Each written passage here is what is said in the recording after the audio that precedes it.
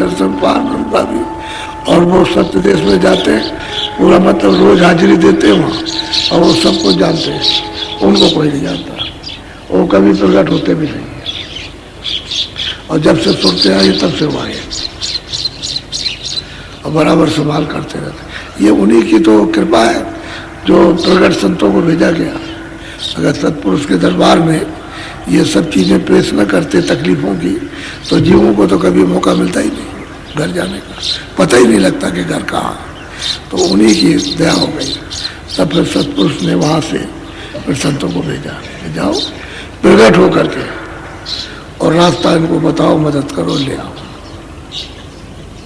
और उनको तब भी है, उनको कोई नहीं पहचान, क्योंकि वो ये काम तो करते नहीं और उनको कोई पहचान नहीं सकता। कहीं ऊँट चढ़ाएंगे, कहीं कुछ करेंगे, कहीं कुछ ऐसा, ये सब दिखावटी वो करते रहते हैं, कोई नहीं जानता और जानते सब है, कुछ नहीं छुपा उनसे, क्योंकि रोज दरबार में हाजिरी देते और सबके पास जाते हैं, खुदा के पास भी और रब के पास और अल्लाह के पास, और ऊपर जाएंगे उसके पास लौट के आएंगे, लेकिन उनको नहीं कोई पहचान। इतना ही लोग जानते हैं कि बहुत सीधे हैं बस, इसके अलावा और कुछ। और प्रगट जो संत होते हैं उन्होंने ये काम ये बताते हैं रास्ता और मदद देते हैं। बोलो। पाँचों माते आई इस जग में, जानियो रहने का सुपना। क्यों इस जगत में आकर के फंसते हो? अरे भाई जितना कम अपने को फंसो उतना अच्छा। तो तुम ये सब देख रहे हो जो कुछ, ये सब रात्रि का स्वप्न है। सही बात यह है कि जब रात को सो जाओ तो सब कुछ न कोई राजा है, न कोई रैयत है, न कोई धन है, न दौलत है, न बच्चे, क्योंकि सो गए। तो रात्रि का जब उठे वो तो है बात। एक गरीब होता है कि मैं फलाने मुल्क का बादशाह है और सब मेरे हुक्म में चल रहे हैं, रात को स्वप्न देख रहा और सुबह उठा रहा। ऐसा ही है, राजा है, रात को सो रहा और फकीर हो गया कि हमारा सब राज का सब चला गया, कुछ नहीं हमारे पास। और आँख खुली तो जैसा का तैसा।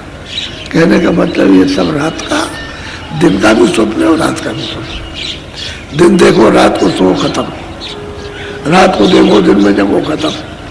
तो ये रात्रि का स्वप्न है पूरा का पूरा। इसमें कुछ भी पढ़ने वाला नहीं अपने हाथ, ये सब भ्रमी भ्रम। और मतलब यह है कि फंसना ही फंसना है और मिलेगा कुछ नहीं। वो तो हिरन जब दौड़ता है रेतीले मैदान पर तो सोचता है कि तो अभी पानी भरा, ऐसा मालूम होता है पानी भरा, तो बड़ी चौकड़ी लगाता है, आगे जाता नहीं। फिर देखता कि अभी ये आ गया पानी और भागेगा, प्यास के मारे वो भागता है, पानी नहीं मिलता। इसी तरह से मनुष्य शरीर में ये जीव भाग रहा है, ये मन के कहीं मिल जाए हमको, तो कहीं नहीं मिलता, चारों तरफ भागता। तो कहते हैं कि फंसो मत जाल, ये सब रात्रि का दिन का स्वप्न है, इससे कुछ करो अपना काम। नरसे बड़े सौभाग्य से ये जुगों जुगों के बाद अब की आपको दी गई, इसीलिए कि अब की भजन कर लो और सूरज जहाँ से आई है वही पहुँचा दो इसको, ये करो, नरदेही को बर्बाद मत करो। बोलो। देह और गृह सब झूठा, वर्म में काहे को खपर। कहते हैं कि ये देह और देह संबंधी सामान कहते दोनों झूठे। तो कहते हैं क्यों इस भ्रम में पड़ते हो? जिसने ये अमूलक चीज दी है और सूरत बैठी है उससे कुछ काम कर लो, उसके शरीर से, ये भी झूठा। और ये सब जो लगाव रखे हैं, जो आपने ये जो, वो भी झूठा। नहीं ये तुम्हारे काम का, न वो तुम्हारे काम का, एक भी काम का नहीं। सब कहते हैं कुछ अपना काम करो, अपना। भ्रम में क्यों फंसते हो? महात्माओं के पास सही बात है, भ्रम में खाली ये उद्देश्य रखना कि इसकी हिफाजत करना, कपड़ा दे करके, खाना देकर, पानी दे करके, गर्मी सर्दी बरसात से बचाकर, इसलिए कि इसमें सूरत बैठी है। तो ये अगर खराब हो जाएगा तो सूरत भजन नहीं कर सकती। इसलिए इसकी मलहम पट्टी करना, इसको निरोगी रखना, तो आप उतना ही इस्तेमाल करो जितनी जरूरत है, ताकि ठीक रहे, रोगी ना होने पाए। और संयम तोड़ दोगे तो रोगी हो जाएगा, और संयम से रहोगे तो स्वस्थ रहेगा, तो वजन बन जाएगा। आपको तो शरीर को निरोगी रखना चाहिए। तो महात्मा कहते हैं कि भाई इतना काम करो कि ये ठीक ठाक रहे, इससे वजन हो जाए, और जैसे वजन बन जाए, आपका अपना वजन बन जाए, तो उसका शरीर उसका फिर आपको कोई तकलीफ नहीं। जीवन तक हो रहा हो, जीते मर जाओ। यानी जब मौत आएगी तब बहुत तकलीफ होगी, तो कहते तुम पहले उसका शरीर छोड़ दो, पहले ही। तो सूरत को जब ऊपर चढ़ा दोगे, शब्द के साथ मिलकर के ऊपर चढ़ेगी, तो अपना शरीर छूट जाएगा। वो तो ठीक वही अवस्था हो जाती है जैसे मौत की। फिर ये मौत व्याप्ति नहीं, इसकी कोई पीड़ा नहीं होती, क्योंकि वो शब्द को पकड़े रहती है, और जैसे समय आया शब्द पलटे, शब्द से निकल गई, फिर देने लगते। कहते हैं क्यों भरम में फंसते, ये सब भरम है, धोखा। भरम कहते हैं धोखा। संदेह हो जाए ना, तो लुकमान हकीम भी दूर नहीं कर सकता, शंका नहीं कोई दूर करेगा। तो शंका हो जाती घर घर में, पति पति में लड़ाई हो जाए, पिता पुत्र में लड़ाई हो जाए, मित्र मित्र में लड़ाई हो, भाई भाई में, राजा रैयत लड़ जाए, शंका बड़ी खराब थी, अति दुखदायी। तो कहते शंका क्यों करते हो, शंका मत। सच्चा रास्ता सही, तो उसमें शंका क्या करना। अभी मिली कर दे तुमको, अभी मनुष्य शरीर मिल गया, ये भी झूठा है, सब सामान झूठा, क्योंकि सामान तो इसने बनाया, तो बनाने वाला ही झूठा, तो सामान झूठा नहीं होगा। जब यही नाश हो जाएगा तो सब नाश हो जाएगा। जीते जीते ये शरीर बनाएगा सब नाश। आखिर पंच भौतिक है, 5 तत्वों की जल पृथ्वी अग्नि वायु आकाश, इसको मिला करके बनाया तो वो खराब हो जाएगा। वो तो एक सब चीज की एक आवाज होती है। बोलो। जीव सब लोभ में भूले, काल से कोई नहीं बचना। क्या करें जब तक महात्मा न मिले, तो जीव सब लोभ में भूले हुए, मोह में। अब यह है कि वो लोभ और मोह के कारण कर्म करते हैं, उसी का तो उन्होंने अधिकार आपको दिया। तभी तो मतलब ये है कि नहीं समझ पाते हो। अगर वो कराता हो करता होता तो आप क्यों भोगते?